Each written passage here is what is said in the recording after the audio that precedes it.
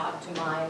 And I thought, well, there are internet-connected sex toys, so I can talk about those, but I don't really want to talk about developing norms for those. I'm just not prepared to do that. So I would say a different transition would be that we go from ethical questions that are coming and that we should be talking about for the future, and some ethical questions that have already come and we haven't been talking about enough, and we need to talk about them with our families tonight.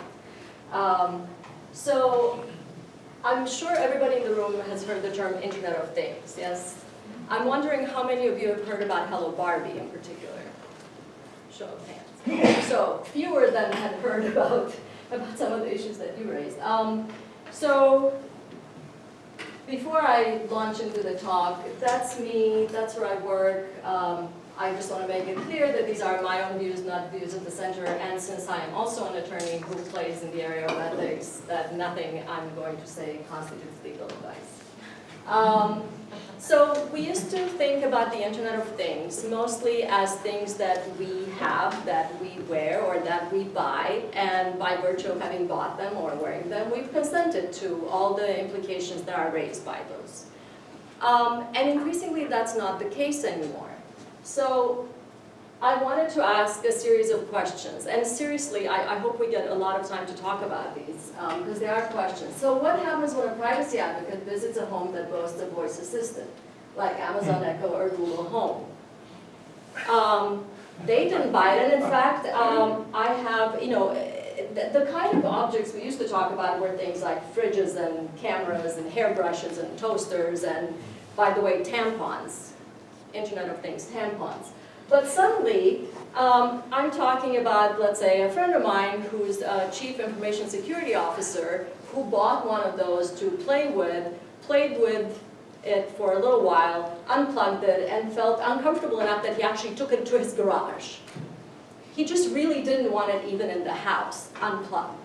So if he goes to visit somebody, what happens? What are the norms that we need to develop as a society in a situation where some of us are enthusiastic adopters and love these things and want them and understand hopefully the implications and are willing to deal with them, and some of us really don't want them but are increasingly forced into this ecosystem? How do we manage that gracefully, ethically? How do you know there's one in a house that you go to visit? I jokingly used to say we're going to need to have like floor mats, door mats that say, warning, by entering this house you are consenting to being videotaped, audio taped, everything will be uploaded to the cloud, will be processed with AI, and there will be a profile of you developed. But seriously, does that mean that if you own one and you invite guests over, you should tell them that you have one? Do you ask them whether they would like it to be unplugged while they're there? Who gets to set the boundaries? When we have guests over and we try to be good hosts, usually we try to make them comfortable, right? We try to buy things that they will like to eat. If somebody stays over for the night, we try to give them maybe the nicest room in the house. So do they get to set these kind of privacy boundaries now? The guests do? Or do the hosts do? I haven't really heard a lot of conversations about this, right? Hello Barbie is no longer on the market, but it was, and I guess it still is really a real product because it's still in people's houses. But Mattel came up with Hello Barbie, and Hello Barbie is a doll where you can, you saw the picture earlier, you can push the button on that looks like her belt buckle, and a child would talk to Hello Barbie, and Hello Barbie would talk back, and they would have conversations. The child voice would be uploaded to the cloud, there would be AI processing, and Barbie would respond accordingly. It turned out that Barbie was a little bit sexist. The child would say, I want to be a computer scientist, and Barbie would say, let's talk about fashion. So there were issues with that. But the other thing that's really interesting about Hello Barbie, well, several things, but one thing that interested me in particular was one of the things they offered to parents was an app. So when the child would talk to Hello Barbie and all this stuff would get uploaded to the cloud, it could also get downloaded to an app on the parent's phone. So the child's conversation with the Barbie doll would go to the parent. this is the point at which most of the women's faces in the audience go, wait, what? Because if you ever played with dolls as a child, it was not your intention, when you were alone with a doll, that whatever you were saying to that doll should go to anybody else. Quite clearly, right? Which raises, again, really interesting issues about privacy and parents and children and consent and choice.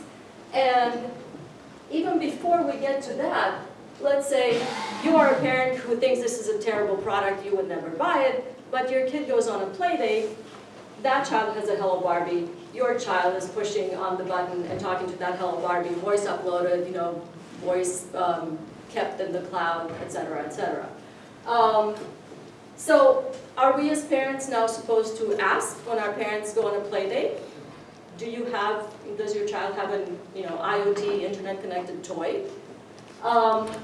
If you are a parent who owns one of these, do you tell the parents of kids who come over?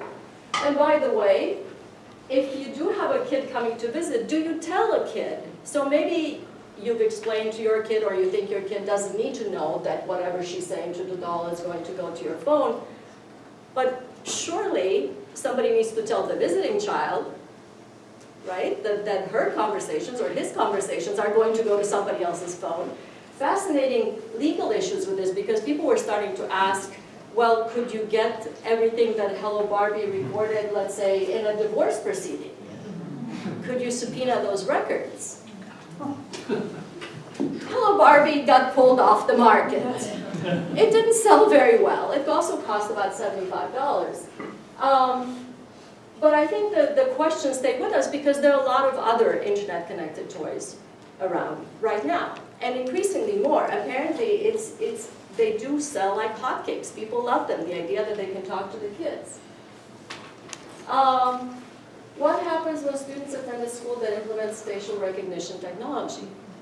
Which is increasingly happening, especially after the school shootings. We want to keep kids safe, and this is something that's being pitched to schools right now, and even for free. So this is from an article in Wired. You can read it yourself, but I'll just read it.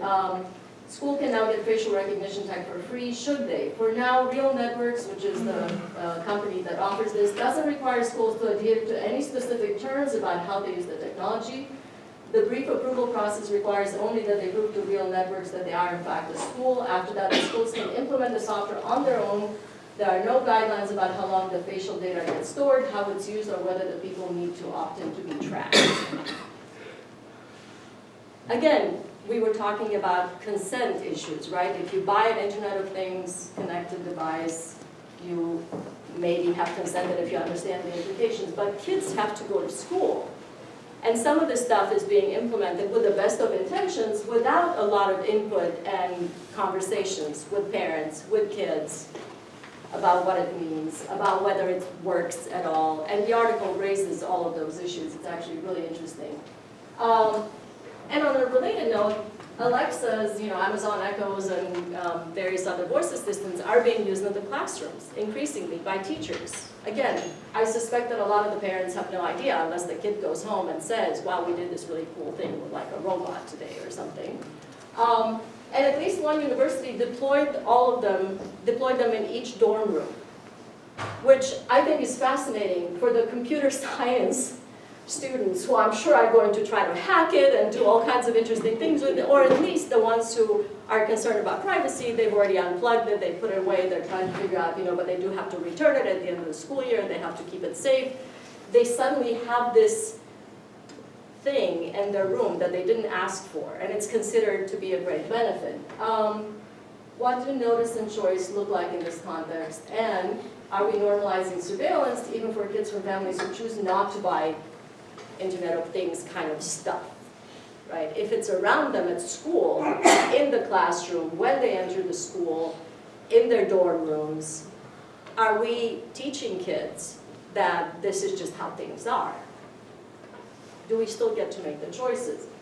And then one more step, what happens when a resident, or a tourist by the way, strolls through a smart city, like San Jose aims to be, like San Francisco aims to be? We want to have all these benefits from the sensors and tracking and improving, traffic and and using less electricity because we can control the streetlights and all these good things. But we also have streetlights that suddenly can watch and listen and gather data on citizens. What kind of notice, what kind of choices do we get to make? And I put tourists as a separate category because as a resident you can say, well, I can go and I can make my voice heard and I'm going to participate. Like I'm going to get interested in the civic life of my city because this is concerning to me. But if you're a tourist, what kind of recourse do you have? Do you just boycott those cities? Do you not travel there because they're smart cities? Albert Jidari, who teaches here at the law school and who's part of the Center for Internet Society, last year wrote an article about having submitted some comments to the New York City Taxi and Limousine Commission on a proposal to collect some very detailed information as part of its New York City's Smart City Initiative. And he wrote, the commission conducted no privacy impact assessment, considered no alternatives with lesser privacy impacts, and failed to inform the public how long it would keep the data, with what other governmental agencies would share it and for what purposes, or to whom it would disclose it, such as in response to Public Records Act requests or for commercial use.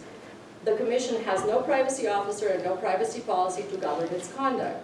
It is accountable to no one. It is the epitome of what a dumb city agency looks like in our present and future smart city lives, absent the regulatory privacy epiphany.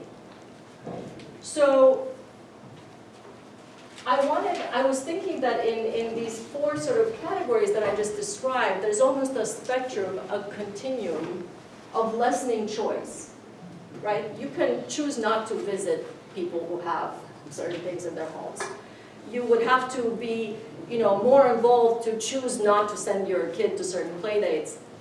It's harder to make choices about schools. Suddenly you would have to pay to send your kid to a school that didn't implement some of this stuff, or to really, create the kind of movement that would reject some of this stuff. And it becomes really tricky when it's done at a citywide level, right?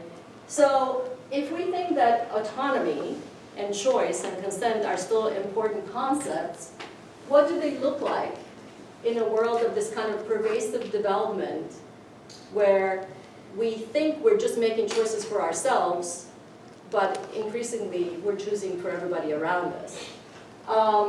What norms and regulations do we need to develop in order to ensure that tech deployment contributes to rather than undermines human flourishing?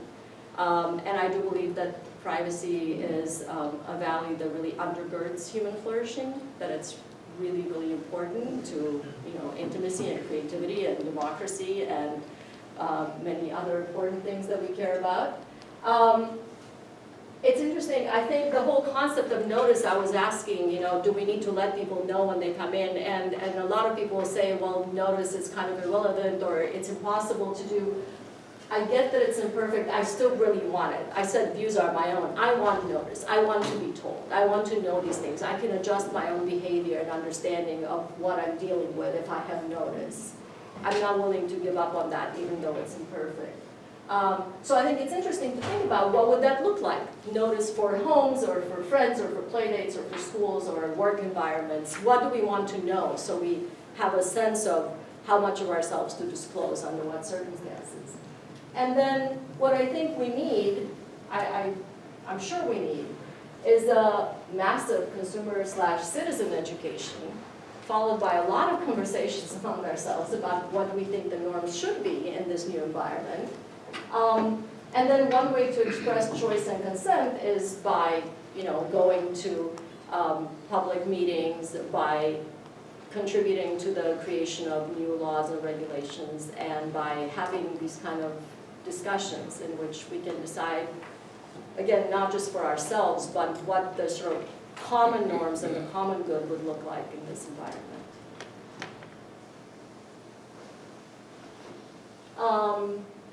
So just to throw this in there because I think it's helpful since I'm asking folks to make some ethical decisions. The center where I worked, its Pride and Joy, is a tool called a Framework for Ethical Decision Making.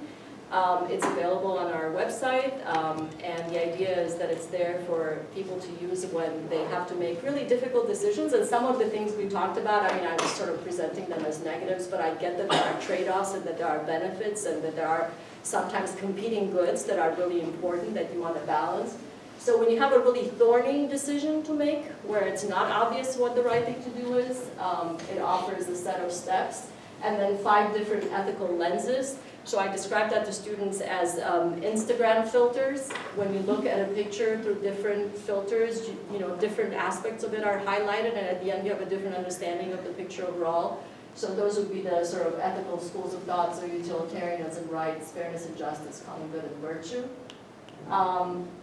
And with that, we also have an ethical decision-making app, which will set any, you know, real ethicist's teeth on edge because it's such an oversimplification. But again, it's not bad to have it just to sort of, you know, remind yourself and kind of take you through some of those key questions.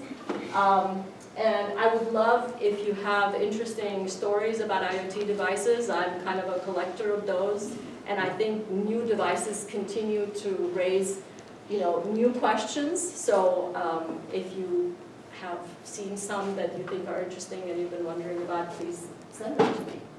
So thank you.